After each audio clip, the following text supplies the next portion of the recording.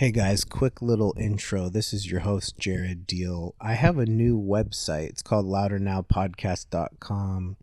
I'm working on continuing to update it, and there's going to be a section for all of the YouTube videos. In the last about a year or so, I have published the video version of the conversation on my YouTube channel. And if you guys are more visual YouTube people, that helps with that. I wish I would have done the video the right way 2 years ago when I started really doing a lot of guest appearances. But moving forward, there'll be kind of a section for YouTube videos. And then also please consider making a donation, $5 a month, to support the podcast. There is a link in the notes, loudernowpodcast.com/donate. We could go there to give. I would really appreciate that if you feel like you have gotten value out of stuff that I've shared, my experiences with mental health and faith. And then also I have had a lot of conversations with people, and I plan on continuing to still bring other people on to the podcast. And segue into today's episode. This is episode 160 with my guest Carter, and he is from Australia, and he has a podcast that he has started recently. And we talk about that in this episode, and all of his information will be in the notes. I haven't been doing intros to guests because I've just been kind of wanting to just jump right into the talk. But today you get an intro, and I feel like 160 is a nice little fun milestone number. So we are on our way to 200, and it's always an honor to get to hear from others. And I hope you enjoy this talk with Carter. When did you, like, I don't know a ton about autism other than, trying to remember the conversations I had a long time ago, which is not great. I don't remember. I don't even remember things I've said in my own podcast. So that's a side note. Whole other story. Should probably keep better track of what you say. But like, where did that start for you? Or because I know you were talking about also having like ADHD, which I definitely relate to a lot of that. I don't take necessarily medicine for that. But yeah, did those two things like happen at the same time, as far as like, you reaching out to a doctor and getting help, or were those like two separate kind of events or something? Yeah, so it all kind of ties in with my podcast and how my podcast started. So I'm a father of three, Okay. and around a bit over 12 months ago now, my 2-year-old son got diagnosed with autism. So that in itself was kind of like a little bit of a hit. I didn't know too much about autism back then either. But it was a kind of a lot of conversations of like, how's his life going to look now, and any kind of things that I had in my mind of how his life would be and how he would grow up kind of took a bit of a hit. Yeah. But all of a sudden, my wife was sitting there one day and looking at him, and he was on the couch like stimming, like doing this with his fingers and picking at his fingers and all of that. And then she looked at me, and I was doing the exact same thing. She's like, you guys do a lot of the same stuff. And Yeah. then slowly but surely made it all unraveled. And I was like, all right, well, I guess I'll go, head off to the doctor. And I got diagnosed with ADHD at the age of 35 years old. Okay. And then shortly thereafter, I was also diagnosed with autism. How old are you now? I'm 36. Oh, So okay. yeah, I'm so that was a year ago. so Yeah. we're close in age. So Yeah. cool. Yeah. So, I mean, since then, I've educated myself as much as I can on autism and neurodiversity and ADHD. And, it really is all a spectrum. But the biggest hit for me was after I went on my ADHD medication, the unmasking happened. So like my ADHD leveled out, and because I wasn't kind of always up and like doing and going and going and going, Mm-hmm. all of these masks that I'd, subconsciously had on my entire life to kind of appear as neurotypical in society came off, and I was left being like, I don't even know who the fuck I am. Who am I? I don't know if the Yeah. things that I like are actually things that I like, or if they're things that other people that I admire like, and I just adopted them because I thought that that was normal traits to have, to Yeah. kind of appear to be likable and popular and all of these types of things. Um, so since then, I mean, it's all really just been this journey of finding who I am as a person, and that's where the podcast was born. I decided that I wanted to learn from other parents and try to hone my own skills as a parent while learning, different self-help techniques and ways in which I can just become a better me so I could be a better parent and husband. Yeah. Wow.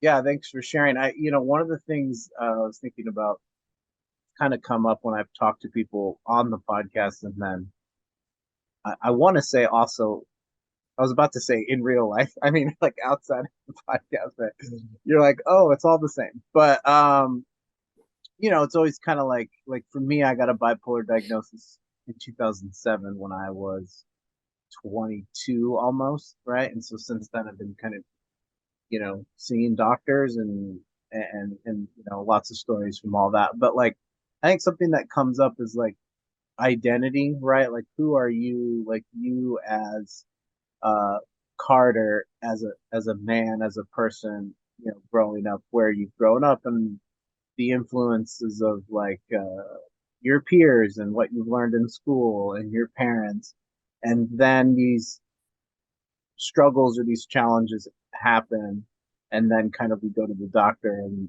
then that's like a whole new, it's like, who are you? Are you the thing that they're saying you are based on like answers on a test? Not to minimize what goes on at the doctor. I'm just saying that it's like you get a diagnosis, and then you don't even really know the doctor. They don't know anything about.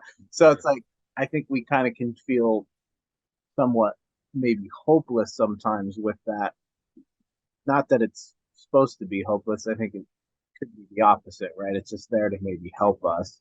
But then it's like, are you are does has that helped you understand yourself better, or do you feel like there's some friction with those things? Like you kind of almost wish that you wouldn't have known. You know how people say like I am bipolar versus I have bipolar, or fill in the blank, right? Yeah.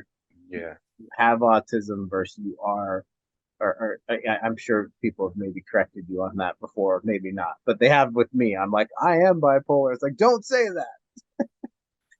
Yeah, Um, yeah, I mean, yeah, you can always sit back and think ignorance is bliss, and you wish you could kind of go back to life before you found out, because sure. there is a whole host of emotions that you go through after, especially being an adult and getting a diagnosis like ADHD and autism, because you think back to all of these pivotal points in your life and your formative years and going through school and how fucking difficult. Sorry, I don't know if I can swear. Yeah, it's fine. Yeah, How difficult it is, or it was for me. I struggled all through school. I dropped out of year 12 twice. I had homelessness issues. I had drug addiction issues. I had alcohol issues. sure. And I just think like if this diagnosis was sooner, what would my life have looked like growing up if I Hmm. had people going to bat for me, and Hmm. these things kind of set in place where I had different support systems that I would have needed to be able to get through school. Hmm. Right, But because you're saying you found out at 35, which is a little bit. You have a lot of histories. You're saying like, yeah, maybe uh 15, 16 years old. Is that, do you guys graduate school when you're 18, or is that, I know you're in around Australia. 18, yeah. Okay, Yeah. okay. Yeah, well, America, it's about like that. Some people get done early Yeah. anyway. And then you go to college after high school. Is that how it works there, or is it? Yeah, I mean, if you want to. I Yeah, didn't. gotcha. I went straight into the workforce after I dropped out. But yeah, university is what we call it here. So when you were having some of these, like, I have done some episodes on here about sobriety, even though it's really more of a mental health podcast, and I've kind of just tackled that subject a little bit because I think addiction is like I've had my struggles with that too, and I think a lot of times addiction to substances is part of the way that you cope and deal with things, and I think that's been kind of common knowledge for a really long time, right? Like dual diagnosis. And but like when you were doing those things, was that from how you were raised as a kid? Like you just, was it like rebellion against your parents? Because I know for me, I had kind of a rough relationship with my dad, and I kind of used that as like a reason to act out or do the things that I did. And I think it's still kind of a part of my mind as an adult. You know, that my dad's not around, but he's around. You know, in my Yeah. mind. You know, was that part of that? I think it was a mix of a lot of things. I think, I was a child of divorce. My Okay. dad was quite heavy handed when I was younger. So, there's a lot of unhealed child trauma from when I was like before 10 years old. And then my mum remarried. We moved to a new town, like 2 hours away from everything that I'd ever known. And then shortly after that, my mum got diagnosed with breast cancer.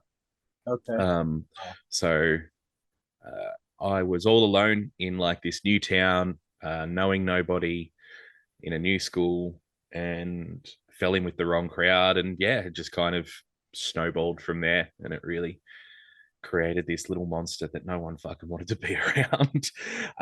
But I don't, Hmm. when I look back, I don't sit here and say that I am now sober. I don't sit here and say that I used to be an addict. Like I just had a Okay. drug problem for a while and Right. didn't know how to say no and all of that stuff. So like I never had to do AA or anything. Like one day it got to a point where it was no longer manageable. I was always high functioning. So Okay. I maintained a job and stuff like that throughout my addiction. And like majority of my friends and family didn't know. Yeah, I kept it pretty under wraps, pretty well hidden. Hmm. Okay. It wasn't until I want to say 2009, the start of 2009, I finished work on a Wednesday afternoon and I messaged my then girlfriend saying, I'm just going over to a mate's place. I'll be back later tonight. I'll be back before dinner. And I walked in the house 4 days later, 10 kilos lighter, and no sleep, just a shell of a human. And she took one look at me and she was like, go to sleep. We'll talk when you get up. And I woke up 3 days later Oh wow. and shit. So this is a week after I had originally said I'll be home for dinner, and she just looked at me and she said, "If this ever happens again, we're done." And that was it. That was my addiction was done. After that, I just quit cold turkey, and it wasn't Wow. wasn't easy, but it also wasn't hard. Like I didn't go through withdrawal or anything like that. So I was really quite lucky that my addiction didn't get too out of hand, but that was definitely like the worst for me. Yeah, but you didn't go to like a detox clinic No, or hospital. no. A lot of times people even here, at least in America, end up in like a psych. I've been to a psych. The last time I was, most of my last hospitalizations a few years ago was in like a dual diagnosis kind of place. Like people were mostly like coming off of meth, or and you wouldn't see them for like 3 or 4 days, and then they would be looking calm at, and you're like, oh, they were just coming off their thing. I had no idea, So you just kind of did it without like a hospital or without doctors. And Yeah, I just kicked back and just kept carrying on with my life really. yeah, And yeah, and the weird thing is looking back at that point, the friends that I had that were in that group right. now, there was four of them. Two of them are dead and Really. one of them's in jail and I don't know what the other one's up to, but Hmm. it's kind of, I think about them and think, well shit, I'm lucky I got out when I did, because it could have, my life could be very different to what it was or what it is now.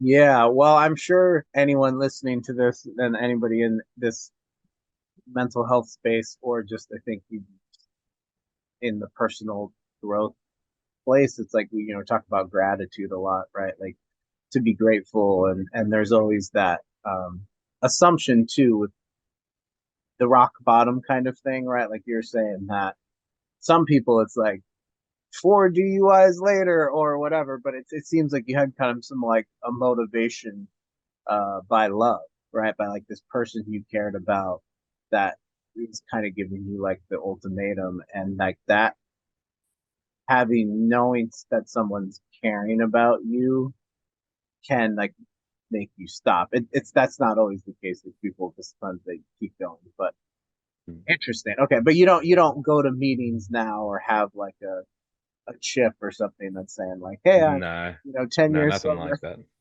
Nothing like that. No, and I mean, even over the years since quitting the, I I don't like to say it was an addiction because I've seen addiction and it's a very, very different story to mine. Yeah. So I tend to say I had a drug problem. Um, Even since then, though, I can take drugs recreationally if I go to a party or, Right. go hang out with a mate. Like it's no longer an everyday thing. It's like a couple times a year, if that thing. And not really since I've become a parent, though. I have too many responsibilities and I can't be asked feeling like shit for a couple of days after doing stuff. Yeah, and you have 3 kids, right? I think I got that Yeah. from. Yeah. So when you were so you have this autism's a part of your life, and then the ADHD, and then did you also say depression was a part of things too? Was that ever a part of like getting a diagnosis, or do you just is that just or was it those two things? It wasn't a part of the ADHD and autism diagnosis, but I was diagnosed with depression and anxiety when I was like 13. Okay. After Yeah, so after my mum was diagnosed with the breast cancer when I was 12. Shortly thereafter, I tried to kill myself. Okay. Um, Oh wow. so I tried to hang myself. Um, When you were 12, is that what you said? I just turned 13. Yeah. Okay. Wow. Yeah. So yeah, I was not in a good space. Everything I'd ever known and loved was taken from me when we moved to a new town, and then the only thing that was familiar and the only thing that I loved that was with me in this new town was sick and dying. So I was like, "There's nothing to live for now. Why bother?" So yeah, found a tree, tied the rope, and jumped out of the tree, mate, and the rope snapped. And I'm very, very, very thankful that that happened. Wow. Um, Hmm. it's a literal second chance that I got. And since then, I've had multiple more chances of things that could have gone wrong but didn't. But Hmm. yeah, uh, diagnosed depression, anxiety, put on antidepressants at 13. Uh, Hmm. yeah, yeah. So it was a bit of a rough childhood and teen years, but my mum lasted 16 years after her diagnosis. Um, she was in remission 3 times, and then yeah, she passed uh, 3 days before Christmas in 2015. Okay. All right. So it's been about 8 years or 7 or 8 years. Yeah. Well, thanks for sharing that. I know we don't, one of the fun parts about the podcast is like I'm getting to know people while we're doing the podcast. So I that's I just celebrated a 10-year milestone. May of 2013, I was in a really bad episode, and a lot of it was because I got off my medication, and I was just suicidal pretty much all day, every day for like 9 months.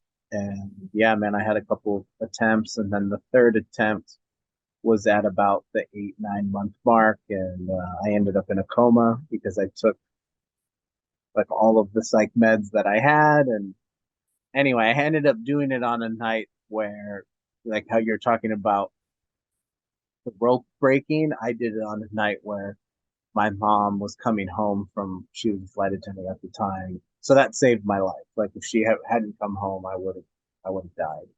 Mm. So anyway, I spent 5 months in the hospital after that, which is a long time in America and also probably other places. The average hospital stay is like 3 or 4 days. So anytime someone shares anything about suicide, like coming close to it or an experience like you just shared, um, I'm reminded of like why I do this podcast is to connect with people, and hopefully by people listening, I'm sure you experience this too with your podcast, that just by listening to people share, there's hope that people can get from that, because they might not be around that, right? They might not be around people being open and stuff, and um, so I'm glad you're here, man. I'm glad the rope broke.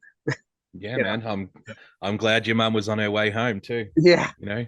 yeah, man. Well, yeah, it's been. I mean, I kind of went through some stuff like 3 years ago where I didn't have any attempts, but I was struggling. But yeah, 10 years later, I was 27. Now I'm 37.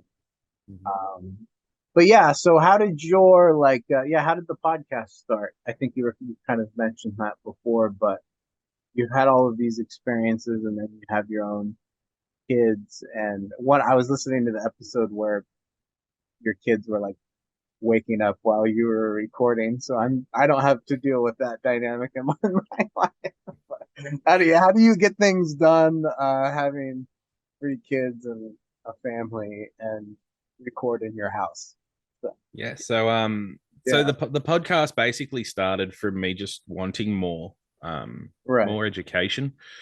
And I like podcasting as far as like educating myself goes. I think it's a really, really good way of learning new things, in as far as like mental health spaces go for podcasts. I couldn't find there's thousands and thousands of mental health podcasts or autism podcasts, but I couldn't find any podcasts that would directly geared towards parents with autism. It was always parents who have children on the spectrum, but never the parents themselves. Gotcha.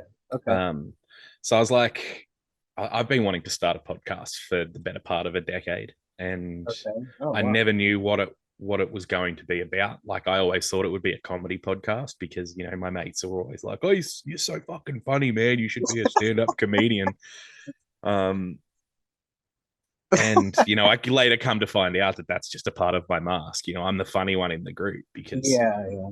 I relate to that. It's a way you deal with some sadness, maybe, or anxiety, or yeah, yeah, yeah.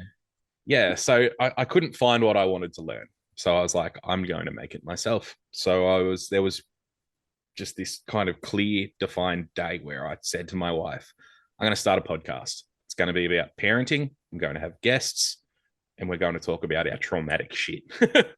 Yeah, yeah. And then from there, like the next day, I was rocking my youngest little girl, Salem. She's 11 months old, almost 12 months old now. Rocking her to sleep, and I was like on Canva on my phone, and I came up with a name and a logo, and then Nice. for, and then from there, I booked in my first guest, Kate, who was uh, someone that was in a part of my life previously. So I was friends with her ex partner, who turned out to be a fucking piece of shit, but I kept in contact with her. So I was like, first episode, I'll have someone on that I know. So I'm not like Yeah, all jittery and right. nervous and whatnot. We already had that rapport, which translated really well, I think. To this day, it's still my most listened to episode. Nice. Yeah. Um, And and what's the then, yeah, podcast called again? the Touched Out? Touched Out Touched podcast. Yep. Out. Okay. Yeah. So being touched out it's an autistic term, Okay. to be touched out, especially as a parent.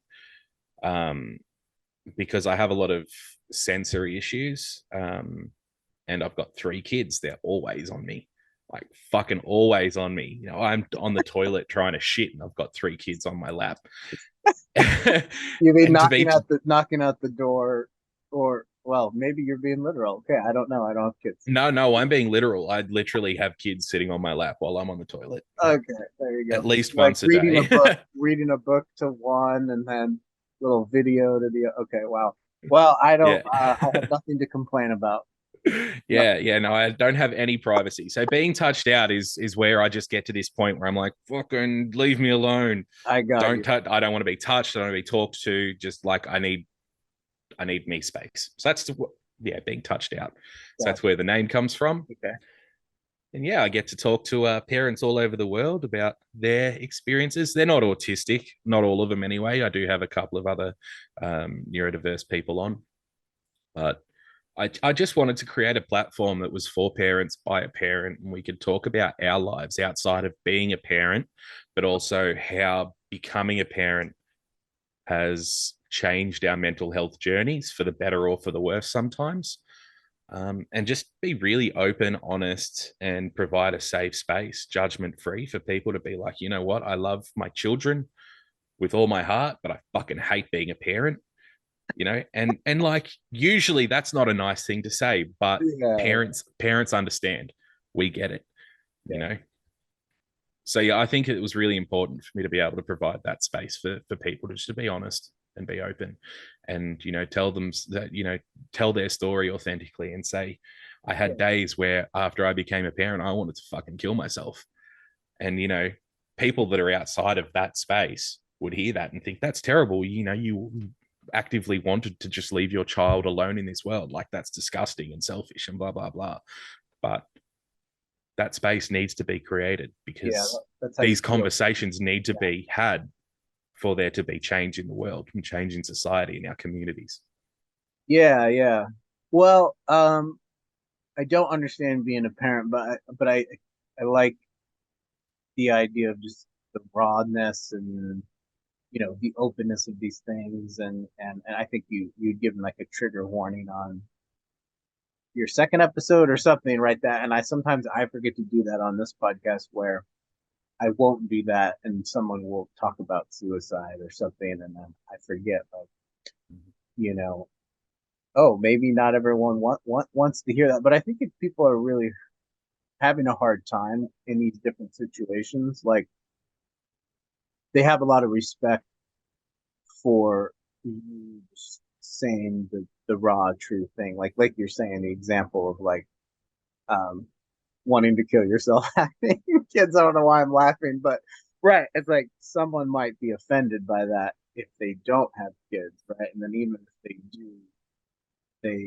they might not like fully agree with that sentiment, but they'll have respect for you saying it if they're also a parent too. So that's really important. And then yeah, what do you like, what's the like difference between Australia and like maybe America, or is it the same when it comes to like the healthcare system or like getting help for these things? Like, um, I don't really understand Australia too much, but like, is it similar as America, where like, America, like, as long as you have kind of insurance, you tend to be able to do okay. I mean, there's lots of things that are like, has that been your experience there, or what is it like in Australia when you're struggling with these I mean, with the medical system, our medical system is a million times better than yours. I'm sorry. things? No, it's okay. I I don't mean, need to we defend have anything. Medicare, Yeah, and as far as mental health goes, it's not horrible. It still costs money, but I don't think it would cost anywhere near as much as it costs in America. right. And even if you are struggling, um, a lot of employees offer employee assistance programs now. I think it's pretty mandatory across the board, especially in high stress jobs. So I work in youth justice. So I work for a juvenile justice facility. Okay. So I'm lucky enough to have um, psychologists for free through Okay. my work. Part of your like the Um, benefits. Yeah. yeah, well, it's not even really considered a benefit. It just is. Like, if we work in a job where we are seeing traumatic shit, or going through traumatic shit every day. Right. Right. um we just have that person there that's at our disposal. We just email and be like, hey Kathy, I wouldn't mind a catch up, and she's like, yep, no worries. Well, yeah, in America, a lot of low paying jobs, like a minimum wage job, um, uh, you know, yeah, it can be a little bit spotty. Like, Starbucks is different than maybe like a fast food restaurant, but getting like full on, dental, vision, if you happen to go to a psych hospital, getting that stuff still is feels like it's not for everyone, right? Which is kind of a problem. And I'm not needing to defend America. And just this is just where I live, so I feel like I've been lucky getting a lot of help, but maybe I attribute that to God instead of like the system. But yeah, lots of people, you go to a hospital for like 3 days, and people probably need a couple of months really of recovery, and they kick you out after like 4 days. Like the second you start feeling a little bit better, I feel like they're ready to like shoot you out back into the world. And so I don't know if it's like that in Australia either, where like you could, maybe get outpatient services more, or medication still here is like really expensive in a lot of situations for people, which seems like total injustice based on like finding out how much pharmaceutical companies make, that you still have to pay. But anyway, I was just curious because that's the setting that you're So for in. like outside of, to answer your question in Yeah. full, outside of my employment, you can just go to a GP, and even if you're like unemployed or low income, even if you're normal income, I think you can get a referral for a mental health care plan, which entitles you to, I believe, 10 sessions per year with a psychologist or a psychiatrist, perhaps. They also do like dietitians and like a whole host of different things on this like healthcare plan that you can Okay. use at your leisure. And I believe that that goes through Medicare, so that I don't think you have to pay anything for that. That's like a government thing. Okay. But That's then pretty that good. also, 10. I believe, Yeah. like a levy comes out of your tax return each year.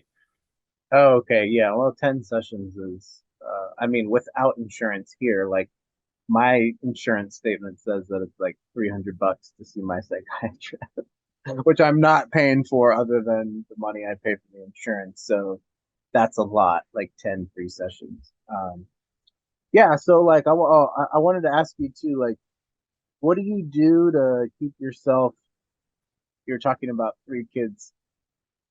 You're laughing. It's probably more funny for me than it is for you. But your 3 kids on your lap, like, what do you do to like have some balance, or uh, the term self-care? Maybe parents don't like that term because that's offensive or something. But like, what do you do to like keep yourself stable with like 3 kids and the podcast and your work? And I didn't know that that was your job, so I'm assuming that that has its own level of like stress. But like, what do you do to stay cool? Mentally well. Well, Yeah, yeah. I work night shift Oh, now. okay. So I did day shift for a bit over 12 months, and Okay.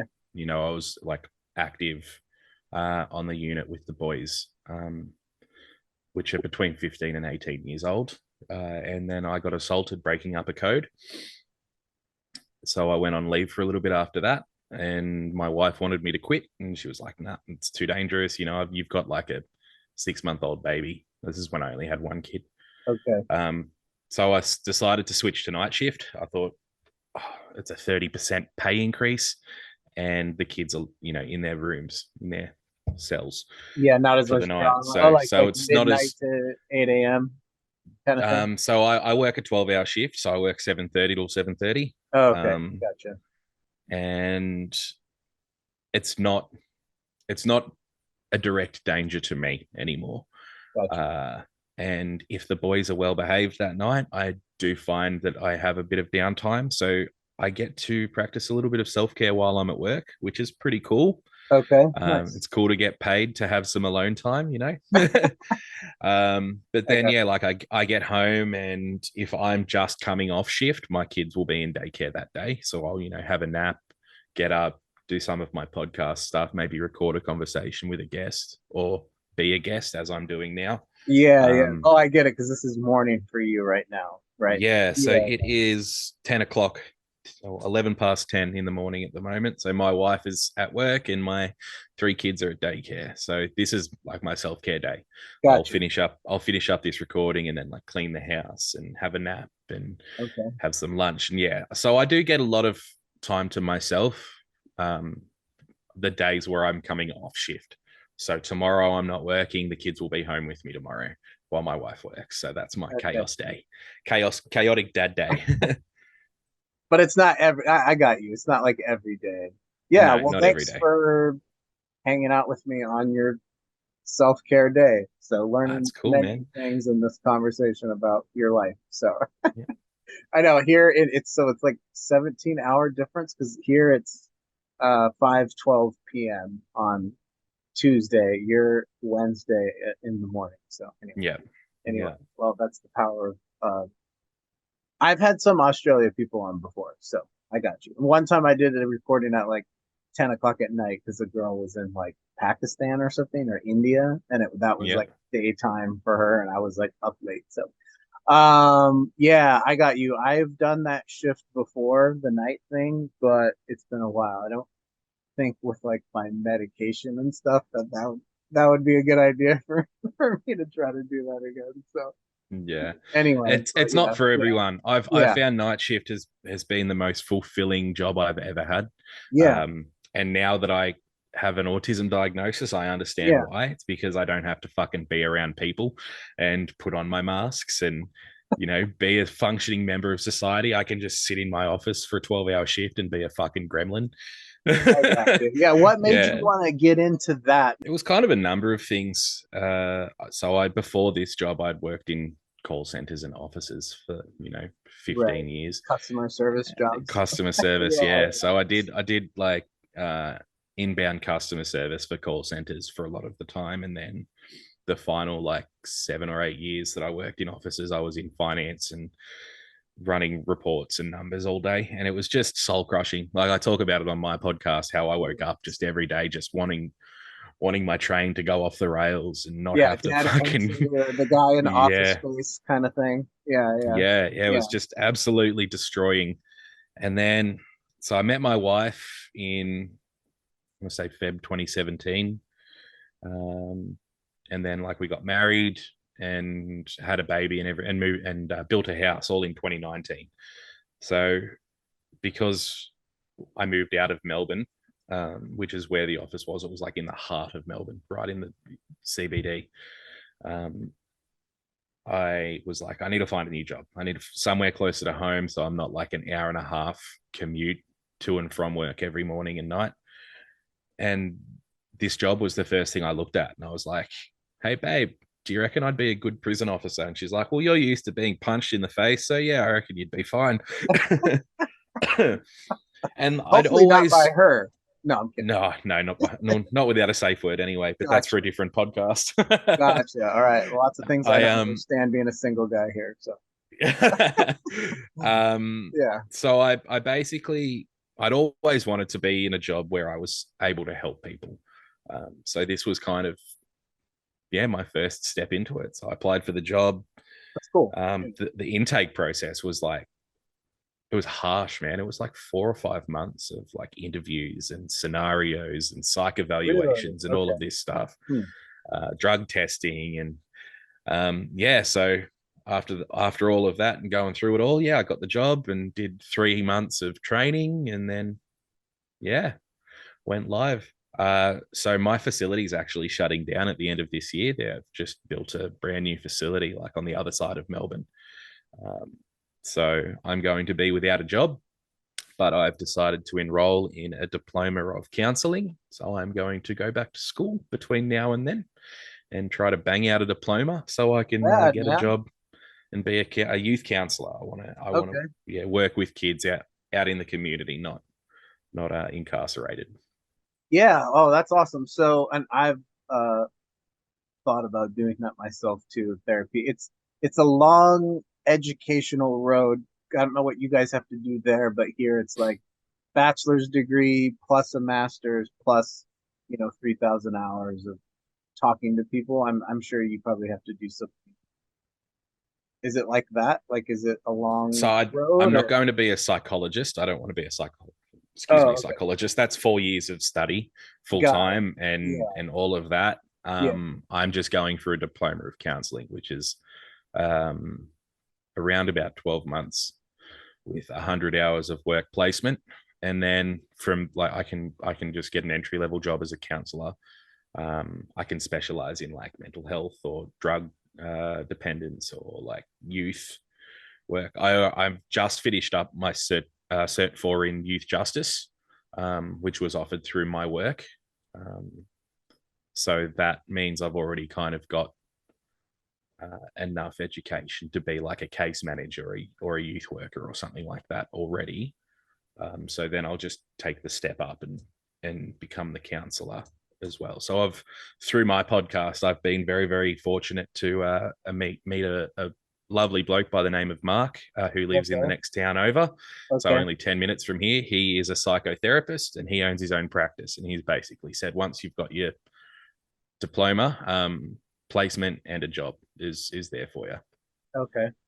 Yeah. Dude, congratulations, man. That's inspiring. I mean, we've obviously been talking about some hard things that we've both been through, and the podcast is one way to, I think, help people with like using your voice, and but sitting down, one on one with people, that's I've been saying rad a lot recently. I don't know where that is coming from. I'm in California, so rad seems to be fitting. And I'm 37, so I don't know where rad's coming from. But rad.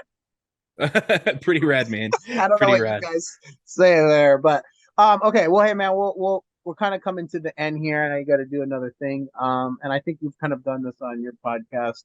Maybe I try to end conversations with like, what's the what wisdom or advice do you give to, people struggling? But I mean, to be more specific, like the struggles that you've had and that you talked about, like having autism and being a parent. And so I will ask you to just kind of say what would you say, like if someone is just tuning in and maybe they're not in the best place, because I'm thinking about how when I was going through hard times a few years ago, I was listening to lots of like Man Search for Meaning, Audible book, and podcast, and just trying to get someone to like give me some hope to just when you're really struggling, it feels like to get through the day, but maybe someone just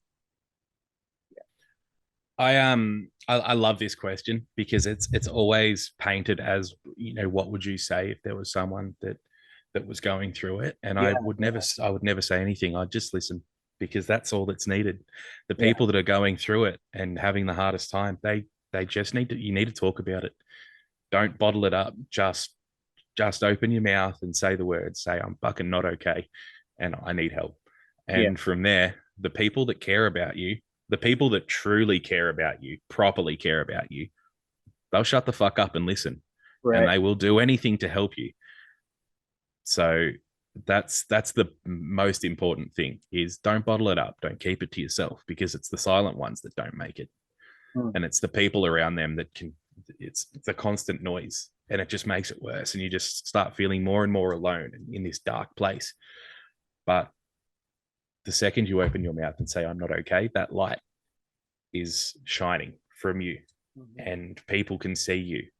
And if you just continue talking, like I have continued talking, I've become a beacon to some people. I'm getting messages from people around the world saying, I just listened to your podcast and fuck, I really needed that. Like, I'm Yeah, not a parent. I'm not even a parent. I've just listened to 5 episodes of your podcast in a row, yeah, because it's not technically, while it is about parents, it's not technically about parents. It's about mental health, right, right. you know, and That's sometimes people rad. just need to Yeah, hear other people talk about these things. And that's how we make that meaningful change in society.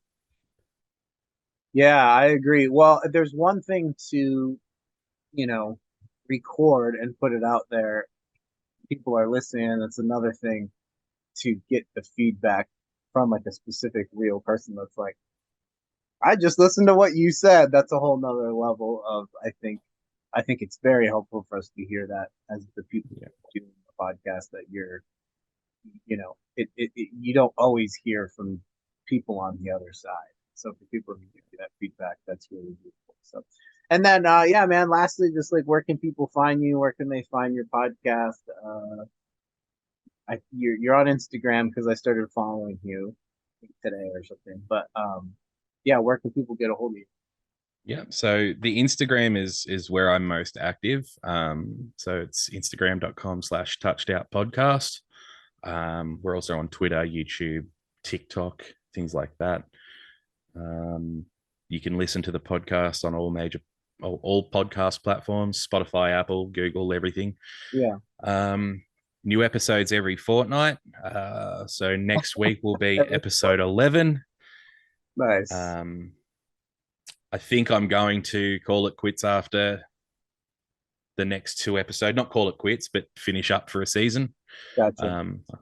Might have a little bit of a break for a few months. We'll see what happens. I don't know. Okay. But yeah, if anyone's listening that's a parent, even if you're not a parent and you're struggling, reach out. I'm always happy to chat, even if it's not for an episode. I'm here. Even like if you feel alone, I'm still here. And if you want to be a guest, you can get go to the guest form through our Instagram bio link. Awesome. Wow, man. Well, hey, I appreciate you taking the time. I know we've been texting back and forth for a little bit. It's really great to have you on the podcast and to have gotten to know you while we recorded, which has happened to probably more than half of the interviews that I've done on here. So, and I hope we can stay in touch, man. And I'll be in touch with you about this episode. And appreciate your time, man. You've been a great guest, and I'm glad to have gotten to know more of your story. So thanks, Jared. Appreciate it, mate. It's been all right, fun. Man. Well, have a great rest of your day. The day is still going on here in America, but it will be night soon, and so. All right, man. All right, man. Take it easy. Take it easy. We'll be in touch. All right. All right. Bye. Okay, bye.